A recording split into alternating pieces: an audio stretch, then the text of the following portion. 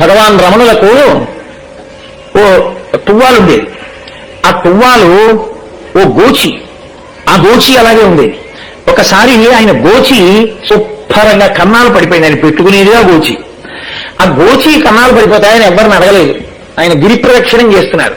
గిరి ప్రదక్షిణం చేస్తూ ఉండండి ఇప్పుడే వస్తాను అని రక్కసి పొదల్లోకి వెళ్ళి ఓ ముళ్ళు విరిచి ఇంకొక ముళ్ళుకి ఈ ముళ్ళుతో కన్నం పెట్టి ఈ గోచీలో దారమే తీసి ముళ్ళుకెక్కించి ఆ ముళ్ళుతో గోచీకి పడిన కన్నం కుట్టుకుని మళ్లీ గోచీ పెట్టుకుని బయటికి వస్తే, అయ్యో భగవన్ మీరు ఏమీ అడగరే 4 గోచీలే తెచ్చిమవా అంటే, గోచీ ఇచ్చినవాడు, గోచీలో దారములు పెట్టినవాడు, గోచీ చిరిగిపోతే వెంటనే సూది రూపంలో ముళ్ళిచ్చినవాడు, ఆ ముళ్ళుతో కుట్టుకోవడానికి కావలసిన కన్నిచ్చినవాడు, ఇన్ని నా తల్లైన నన్ను అనుగ్రహిస్తుండగా మీరిచ్చే గోచీ నాకెందుకు, నాకు లేవా ఇవన్నీ మా అమ్మిచ్చినవి, నాకు అక్కర్లేదనేవాడు.